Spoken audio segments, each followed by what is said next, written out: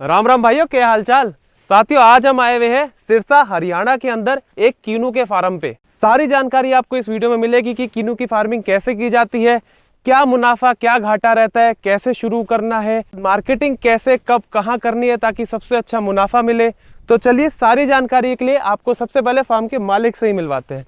राम राम भाई साहब। राम राम। एक छोटा सा अपना परिचय दे देते जी। नमस्कार जी, मैं मनोज कुमार, गांव खारी सुरेरा, तहसील एलनाबाद, डिस्ट्रिक्ट सिरसा, हरियाणा से फार्मर हूँ। किन्नू और माल्टा की मेन हमारी खेती है। तो भाई साहब, आपने ये खेती बाड़ी कैसे चालू करी, कब से करते आ रहे हैं? हमारा वैसे तो हमारे पुश्तैनी है जी, किसान है, खेती बाड़ी करते आ रहे थे। तो हमारे भी था कि कुछ नया हॉर्टिकल्चर या कुछ ऐसा करें जिससे कि हम हमारी इनकम बढ़ा सकें। तो ये कीनू की खेती आपने कब और कैसे चालू करी? तो हमारा जो गांव है ये एकदम बिल्कुल राजस्थान बॉर्डर के नज़दीक है, तो हमारा यहाँ पानी की काफ़ी समस्या है। तो मेजर हमारा था कि पानी हम कहाँ से कैसे लेके आए जी। तो हमारे को टैंक पे, जो बड़े टैंक हम 25 एकड़ में बनाते थे, उस पे हमारे को डिपार्टमेंट ने सबसे पहले तो 10 लाख रुपए तक का हमारे को अनुदान दिया, जिससे हमारी पानी की व्यवस्था हो। जो डिग्गी बोलते हैं यहाँ पे, जो पॉन्ड बनाया। पौंड बनाया, ठीक है। उस पे उसके बाद हमारा मेजर हो गया कि ड्रिप सिस्टम जो काफी कॉस्टली है, उस पे भी डिपार्टमेंट ने हमारे को 80 से 90% तक का अनुदान दिया। उसमें भी हमारा मसला सोल्व हो गया। और जो पौधे हम लेके आए अच्छी नर्सरियों से, उन्होंने हमारे को गाइड किया, पौधे दिलवाए, जिस पे हमारे को 100% उन्होंने हमारे को पौधे पे अनुदान दिया। और फिर हमारे को 3 साल तक उन्होंने पौधे की संभाल के लिए भी हमारे को खर्चा दिया है, जिससे हमने उसको 3 साल तक पौधे को बढ़ाया, क्योंकि ये 4 साल के बाद फ्रूट आता है इसमें। अच्छा, तो आपको मुख्य तौर पे 4 सब्सिडी मिली।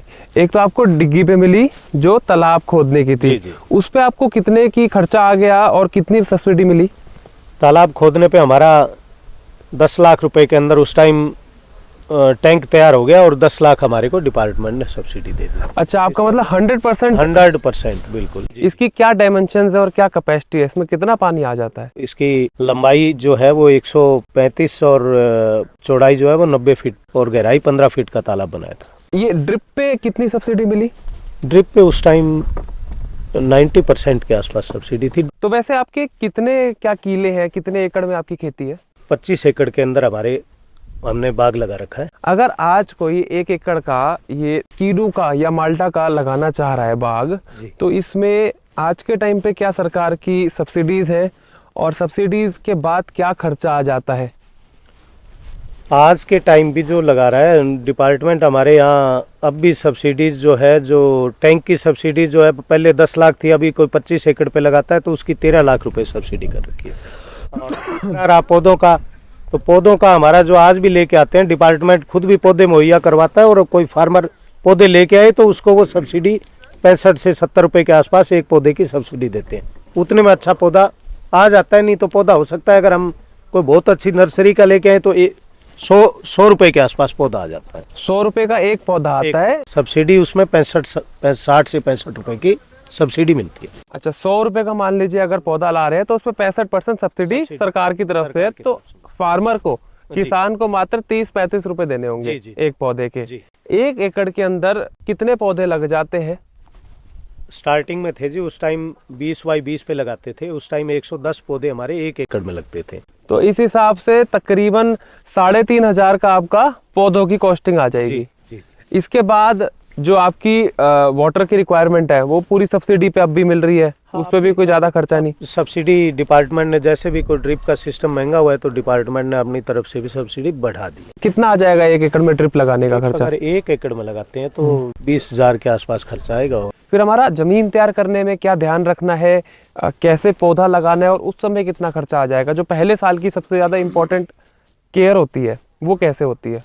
पहला चयन तो ये करना होता है कि जो नर्सरी जहाँ से आप पौधे लेके आ रहे हैं, वहां से वो पौधे स्वस्थ पौधे होने चाहिए। उन पौधों में कोई बीमारी, को फंगीसाइड वगैरह की नहीं होनी चाहिए। अच्छा। सबसे मेन तो ये, और आपकी जमीन जो है वो फंगीसाइड नहीं होनी चाहिए। उसको मेन कल्टीवेशन आप करो, घास फूस वगैरह कुछ ना हो, और उसके बाद उसमें पौधे आप लगा सकते हैं। कौन सी क्या वैरायटी है जो अच्छा रिजल्ट देती है, यहाँ कौन सी वैरायटी लगी हुई है? मेन क्या है कि इसमें जो पहले हमने किन्नू लगा रखे हैं, इसमें बीज बहुत ज्यादा है। तो अभी जो नई वैरायटी जो तैयार कर रखी है, पंजाब यूनिवर्सिटी ने तैयार की थी, तो उसमें सीडलेस है। उसमें एक पूरा किन्नू है, उसके अंदर 1 या 2 ही बीज होते हैं। अच्छा, तो उसमें क्या है कि जूस वगैरह निकालते हैं तो उसमें वो बीज वो मिक्स नहीं होते, तो अच्छी क्वालिटी तैयार होती है और अच्छा जूस बनता है। तो मार्केटिंग करने में आसानी रहती है, आसानी रहती है और उसके रेट भी अच्छे मिलते रेट भी अच्छे मिलते हैं, इसलिए जो ये सीडलेस वाली वैरायटी आप बता रहे हैं। हैं। आज के दिन को नया कोई किसान भाई लगा रहा है तो मैं तो उसको यही गाइड करूंगा कि वो सीडलेस की जहाँ भी उसको पौध मिले, जहाँ से पौधे मिले अच्छे पौधे हो तो वही लगाए। ठीक बात है। तो ये हमने पौधे ले आए जी, इनको करने के लिए अब हमारे को जमीन तैयार करनी पड़ेगी। जी। जमीन तैयार करने में मोटा माटी कितना कॉस्ट आ जाएगा, कितनी बार ट्रैक्टर चलेगा इसमें? जमीन पौधे लगाने से पहले कोई ज्यादा कॉस्ट नहीं आता। अगर ट्रैक्टर वगैरह खुद के हैं तो 1 एकड़ के अंदर अगर वो जमीन करेगा तो जो 10 लीटर उसका डीजल जलेगा तो 1000 रुपये आ जाएगा। 1000-1200 रुपए में 1200 रुपये खर्च आएगा। उसके बाद अपना अच्छी तरह जुताई वगैरह करके और उसको फिर ड्रिप, अगर उसको ड्रिप 2 टाइप की ड्रिप है, एक तो हम अंदर दबा के और रिंग निकालते हैं बाहर, और एक आप ऊपर से इनलाइन ड्रिप आती है, वो पौधे के ऊपर से भी लगा सकते हैं। अच्छा, तो यहाँ पे आपने ड्रिप को अंदर बिछा रखा है। हाँ, हमने जुताई क्या है कि बार खरपतवार वगैरह कम हो तो हमने स्टार्टिंग से ही अंडरग्राउंड दबा के और जहाँ पे पौधा है वहाँ पे राइजर बार निकाल के रिंग बना दिया। तो इसके अंदर आप देख सकते हैं यहाँ पे कहीं पे भी ड्रिप नहीं बिछी हुई है, आपको दिखेगी नहीं, ये सारी अंडरग्राउंड ड्रिप बिछी हुई है और पौधे के पास से ही ड्रिप बाहर निकलती है और ये ड्रिप यहाँ पे आ रखी है। तो ये वाली ड्रिप आप कह रहे हैं लगानी चाहिए, इससे खरपतवार अड़ंगा और कम ही आता है। कम आता है और जमीन को बार बार इसको ड्रिप को हटाना नहीं पड़ता और दोनों साइड इसकी जुताई इसमें हमने पौधे लगा दिए जी। पौधों की क्या केयर करनी होती है, क्या दवाई वगैरह लेनी होती है और उसमें कितना खर्चा आ जाता है? पौधों का स्टार्टिंग में कोई ज्यादा खर्चा नहीं आता जी। अच्छा जी। पौधों का स्टार्टिंग में तो छोटे पौधे होते हैं, उनमें मेन जो है उसकी रूटीन का इनके शेड्यूल भी बने हुए हैं, जैसे इनको क्या किस टाइम कौन सी खाद वगैरह देनी है। आप इसमें केचुआ खाद भी डाल सकते हैं, गली हुई पूरी गोबर की खाद हो तो वो भी दे सकते हैं। कितना खर्चा आ जाता है 1 साल का इसकी दवाइयों पे और फर्टिलाइजेशन पे, जो खाद डाल रहे हैं उसमें कितना खर्चा आ जाता है 1 साल का? जो है खर्चा अपना 1 एकड़ के अंदर जो पूरा इसका खाद का और दवाइयों का खर्चा है, फोलियर जो स्प्रे करते हैं इनका 20 से 25 हजार के आसपास खर्चा हो जाता है एकड़ का। एकड़ का। ये अगर हमने आज इस साल लगाया तो कितने साल बाद ये फ्रूटिंग देने लग जाता है? फ्रूटिंग पे जैसे हम 1 साल का पौधा लगाते हैं तो वो चौथे साल अपने को फ्रूटिंग पे आएगा। तीसरे साल भी थोड़ा लग सकता है, पर मेन अगर उसकी अच्छी संभाल करते हैं तो वो चौथे साल से हमारे को फ्रूट देना स्टार्ट कर। तो इसका मतलब ये है कि इनिशियल लागत जो हमारी लगी थी जी सेटअप बनाने में, ड्रिप लाने में, जी। जो तकरीबन 50-1 हजार रुपए की लग गई थी पहले साल में, जी जी, उसके अतिरिक्त 4 साल तक इसमें हर साल मेंटेनेंस का खर्चा आएगा, जो तकरीबन लाख रुपए तक का आपको एडिशनल कॉस्टिंग आ जाएगी फ्रूटिंग आने से पहले तक का। टोटल लाख हो सकता है, साल का नहीं आता लाख का। नहीं, 4 साल का। 4 साल आ जाता है। 4 साल में फ्रूटिंग आने से पहले, फ्रूटिंग आने से पहले लाख रुपए तक का खर्चा आ जाता है। वो हम छोटे पौधे होते हैं तो उसमें इंटरक्रॉपिंग करते हैं। अच्छा, अगर जो छोटे पौधे हैं जिस टाइम किन्नू का पौधा फसल नहीं दे रहा तो उस टाइम हम इंटरक्रॉपिंग करके दूसरी फसलें, जो छोटी बेल की फसलें हैं, ड्रिप अंदर से लगा के, कोई तरबूज की फसल है, चने की फसल है, तो उससे हम वो खर्चा भी निकाल लेते हैं और फार्मर थोड़ी इनकम भी ले सकता है उसमें, क्योंकि अच्छा। 4 साल फार्मर नहीं निकाल सकता टाइम। बिल्कुल सही बात है। 25-25 एकड़ में अगर लगा देते हैं तो वही जो 1-1.5 लाख का 4 साल का खर्चा बता रहे हैं हम, वो आपका 25 से 30-35 लाख का खर्चा हो जाएगा। अब लगाते ही जाएंगे, कुछ मिलेगा नहीं, तो किसान इतना सक्षम नहीं है कि वो 4 साल तक ऐसा घाटा सह पाए। तो इसके लिए आपने इसमें इंटरक्रॉपिंग करते हैं स्टार्टिंग के 4 साल तक। तो ये 4 साल बाद कितनी कैपेसिटी का फ्रूट आएगा, एक पौधे से कितने निकलेगा, या 1 एकड़ से कितनी यील्ड निकल जानी चाहिए? चौथे साल एक पौधे से अपने को मिनिमम 50-60 केजी फ्रूट एक पौधे से निकलना चाहिए। अच्छा जी। और उसके बाद जैसे जैसे पौधा बढ़ता जाएगा तो उसका हमारे को इनकम बढ़ती जाएगी और उसका जो वेट है फ्रूट ज़्यादा देता जाएगा। ये मानो कि 2 से 3 क्विंटल तक भी फ्रूट उस पर हो सकता है। एवरेजन अगर लें तो कम से कम 150 से 200 क्विंटल पर एकड़ होना चाहिए। इसका और रेट क्या चल रहा है आज? इसका रेट डिपेंड करता है जी। रेट मेन की फसल कम हो रही है ज़्यादा, कई बार तो बहुत कम फसल होती है, तो उस टाइम रेट जो है वो 20 से 30 रुपए तक चला जाता है। तो आज आपकी ये हार्वेस्टिंग चल रही है, पूरे में आपका काफी क्रेटें भर रही है, लेबर भी काफी लगी हुई है। आज आपका क्या रेट है ये, अब कहाँ माल बेच रहे हैं और क्या रेट पे जा रहा है खेत से आपके? खेत से आज के दिन का जो रेट है वो 26 रुपए का रेट 24 25, 26 और 27 तक भी जा रहा है। वो रेट आज के दिन खेत से तोड़ के लेके जा रहे हैं। ये जो खेत से तोड़ के लेके जा रहे हैं, इसका क्या मतलब है कि जो आपसे खरीद रहा है माल, वो लेबर भी खर्चा उठा रहा है? लेबर जो तो अगर जिसको देंगे तो वो अगला हार्वेस्टिंग करेगा तो खर्चा उसका होगा, और अगर हम उसको यूं कहीं के भी तोड़ के देंगे फिर हम उसको हो सकता है उसको पहुंचा के भी दें, हम मंडियों में भी दे सकते हैं। अच्छा, कई तरीके हैं बेचने। तब ये है कि 30 रुपए भी रेट मिल जाएगा? 30 रुपए मिल जाएगा। कभी ऐसा साल गया कि आपके पास माल पड़ा है और वो बिका नहीं? कई बार हो जाता है जी, जब बम्पर फसल हो तो ऐसा हो जाता है कि खरीदार भी नहीं मिलते, कि बहुत ज्यादा 7-8 रुपए तक रेट आ जाता है। अच्छा, तो उस टाइम भी हमारा क्या है जी, हमने अपनी मार्केटिंग और अपना सिस्टम नेटवर्क ऐसा फैला रखा है कि ऑल ओवर इंडिया हम हर जगह हमारा माल बेचते हैं, और हमारा माल अच्छे रेटों में हम बेचते भी हैं। साथियों, मैं आपको एक बात ये बताना चाहूँगा कि ये कोई नॉर्मल खेत पे हम नहीं आए हैं। दरअसल यहाँ पे किसानों का एक बहुत ही तगड़ा समूह है जिसे FPO बोलते हैं। इन किसानों ने अपना यूनियन बना के सरकार से अतिरिक्त सब्सिडी ले रखी है, और उस सब्सिडी से ये एकदम शानदार पैकिंग और सॉर्टिंग ग्रेडिंग यूनिट बना रखा है। तो ये जो भी माल आपको पीछे टूटता हुआ दिख रहा है, ये सारा का सारा इसी पैकिंग ग्रेडिंग प्लांट में जाता है, और यहाँ पे सॉर्टिंग ग्रेडिंग होती है, वैक्सिंग होती है, और माल एक्सपोर्ट तक जाता है। यहाँ से कीनू का खेती करने का पूरा बिजनेस मॉडल समझने के बाद हम आपको इसी फैक्ट्री का और सॉर्टिंग ग्रेडिंग प्लांट का टूर भी कराएंगे। तो आप सब्सक्राइब जरूर कर लो चैनल को, साथ में ये बेल की घंटी भी दबा दो, ताकि जब हम इसके बाद अगली वीडियो में इस सॉर्टिंग ग्रेडिंग प्लांट के अंदर जाएं तब आपको वीडियो पता लग जाए यूट्यूब द्वारा ही। तो इस हिसाब से आपकी खर्चे हटा के 1 एकड़ से कितनी आय हो जाती है? खर्चे हटा के एवरेजन मैं ये कह रहा हूँ, फार्मर को मैं ज्यादा बढ़ा के नहीं कह रहा, पर जो अच्छे जो बाग हैं उनके एवरेजन अगर फ्रूट ठीक आए और वो अच्छी केयर कर रहा है तो पूरे खर्चे हटा के एवरेजन फार्मर को 1 लाख रुपए 1 साल का 1 एकड़ का प्रॉफिट आना चाहिए। अच्छा, जो आने को तो 2 लाख भी आ जाता है, कई बार खाली भी रह जाती है, 1 रुपए की भी इनकम नहीं होती। एवरेजन जो है कि जो मैच्योर बाग हो गया 6 साल के बाद का जो भी बाग है उसमें वो खर्चा निकाल के एवरेजन 1.5 भी चला जाता है, पर मैं वो एक फिगर दे रहा हूँ, लोएस्ट जो फिगर है वो दे रहा हूँ कि हो सकता है 2 साल बाग खाली भी रह गया, उसका भी भरपाई करके उसको एवरेजन अगर वो 4 साल का लगाएगा तो पूरा खर्चा निकाल के उसका 1 लाख रुपए पर एकड़ का प्रॉफिट आना चाहिए।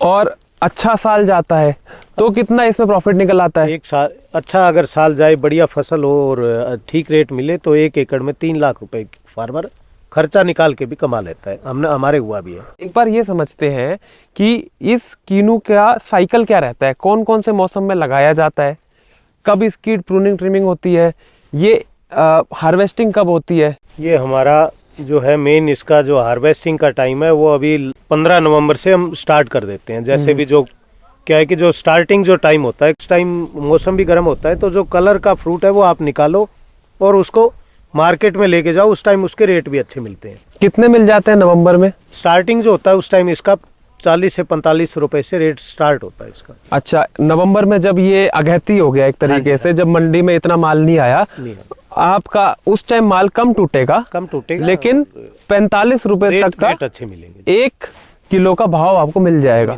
स्टार्टिंग होता है। फिर ये कब तक हार्वेस्टिंग होता रहता है?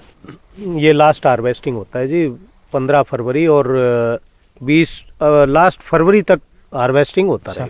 इसको लगाने का अपने खेत में सबसे बढ़िया कौन सा वक्त रहता है? जो मेन इनका टाइम है वो है आपका बारिश का जो टाइम है, जुलाई अगस्त का जो टाइम है, वो टाइम इसका सबसे अच्छा होता है। उस टाइम बारिश भी होती है और हमारे को उसी टाइम पौधे, जो कोई भी नर्सरी में जाएंगे तो वो पौधे भी तैयार अपने को उसी टाइम मिले। इसको लगा दिया, 4 साल बाद हमारी हार्वेस्टिंग भी आने लग गई, इसमें और क्या क्या केयर टेकिंग करनी पड़ती है? ये हमारी अभी हार्वेस्टिंग चल रही है, ये मौसम का एंड हो गया, अब इस पेड़ में आप अगले साल नवंबर तक फ्रूटिंग जो आएगी तब तक क्या केयर करेंगे? अभी इसका जो हमारा मेन जो तुड़ाई चल रही है, इसके बाद हमारा पौधे की जो कटिंग की जाएगी, जो इसकी सूखी टहनियाँ है, जो इसकी वाटर सूट है, वो निकाली जाएगी। वो हमारे जो एक्सपर्ट आ जाते हैं बंदे जो हर साल करते हैं, उनका अभी इसके बाद तुरंत वो कल से इसके अंदर लगेंगे।